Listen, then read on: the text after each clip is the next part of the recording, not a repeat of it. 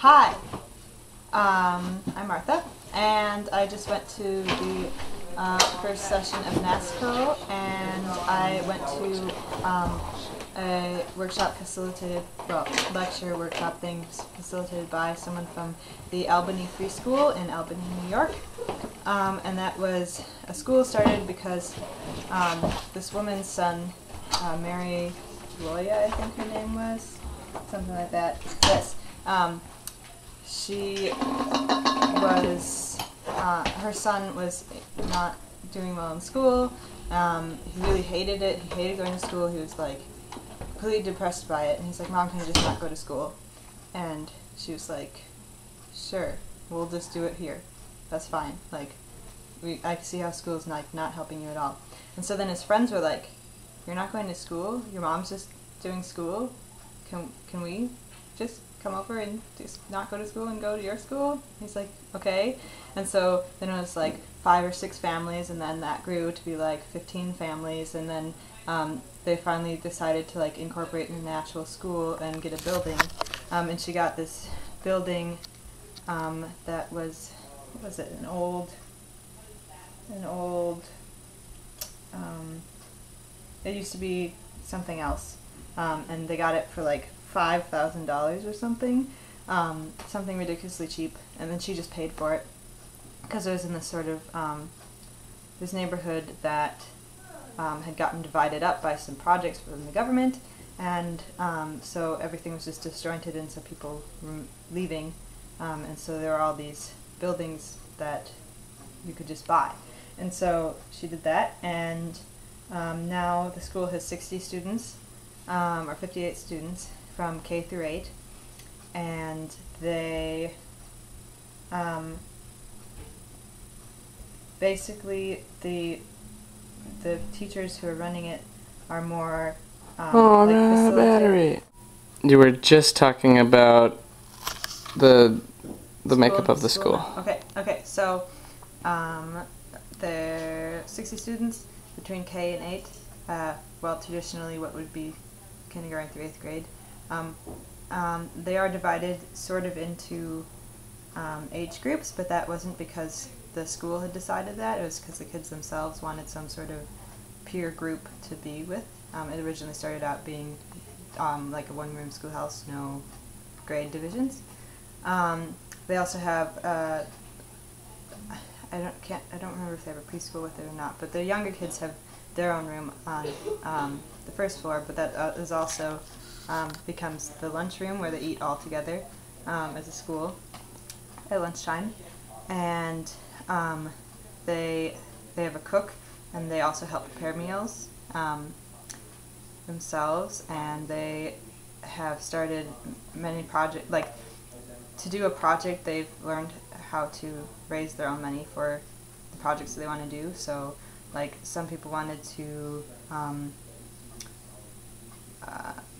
I don't know, they start many businesses to raise money. So a group of kids were really good at baking, and so they wanted to have a baking club, but the ingredients were going to cost more than their food plan, or like the lunch plan could pay for. So they first used lunch plan food to make like cupcakes, these like apparently delicious cupcakes, and they sold those and got money to then buy their own ingredients to make more things that they could sell.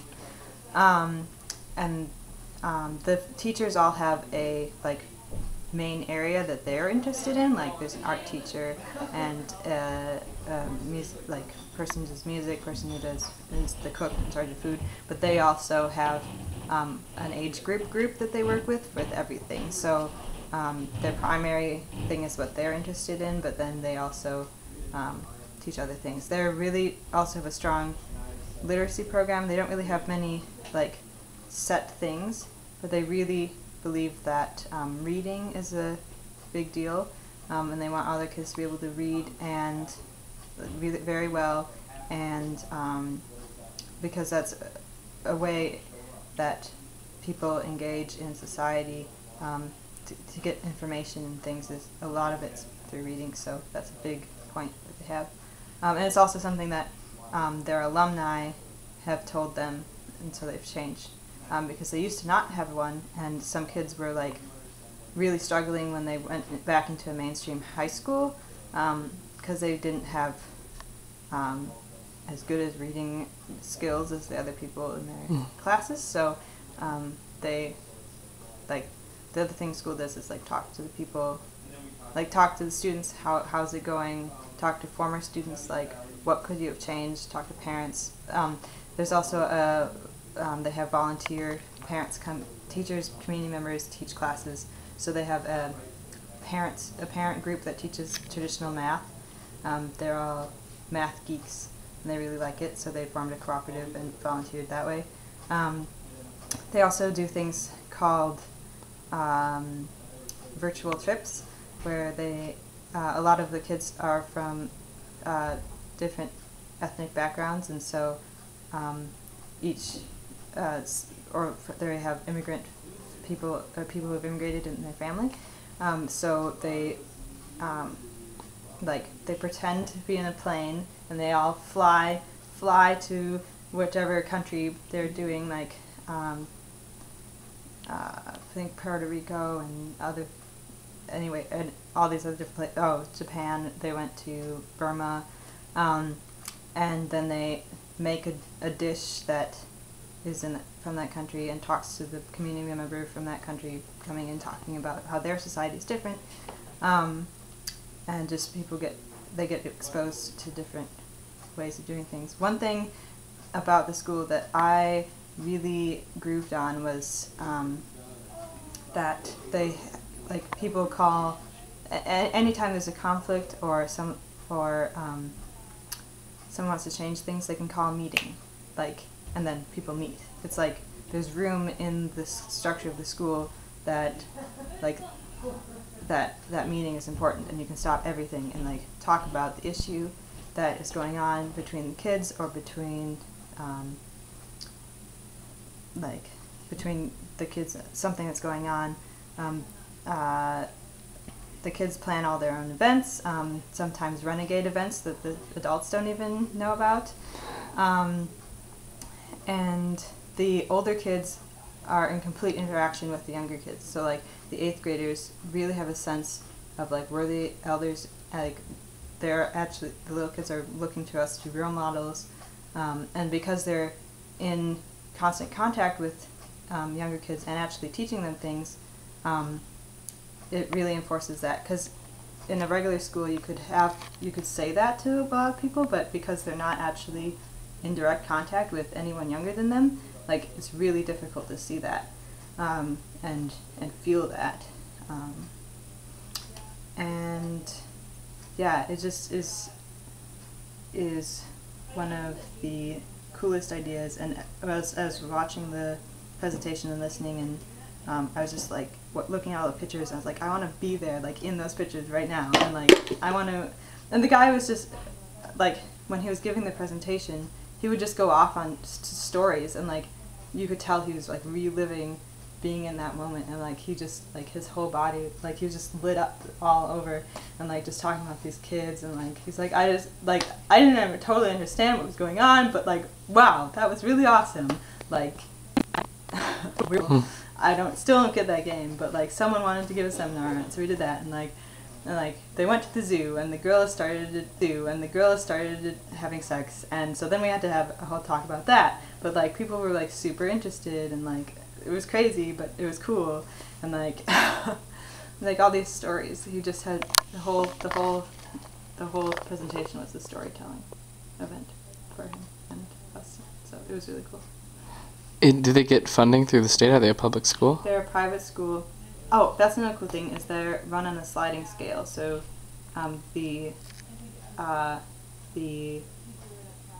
students' families pay as much as they can of the tuition. And then, so if anyone wants to go there, they can. And the people are paid, like the teachers who work there, they said they just get paid from whatever the excess is after they pay their bills. So like it sort of, they don't really know when their next paycheck is going to be a lot of the times. But they're so invested in doing it that the reason that they were trying they couldn't get public funding is because they don't follow a lot of the rules that you'd have to get public funding. They don't have to take the tests. They don't have to. There's all these like structural compliance things that you'd have to do to, like, you'd have to do a lot more reporting on like where the kids are, and it's hard to be like, well, we went on this field trip, and we don't need, like, they learned a lot, but you can't really put that on the standardized test. Yeah.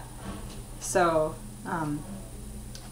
and so that's the reason they're private is mostly because they want to be able to get around all these regulations that public or charter schools have to. So how does the degree process work? It still applies as... This is actually for any private school. They don't have as much regulations as a public school. They technically don't have to take the test. And he says it really depends on which state you're in too. Like in New York, it's like if you're a public or charter school, you have like way less freedom than you would as a private school. So that's the reasoning behind that. But they like stressed that like 10 seconds. Oh, right. Okay. Well, yeah. Say goodbye. Bye. Thanks for listening and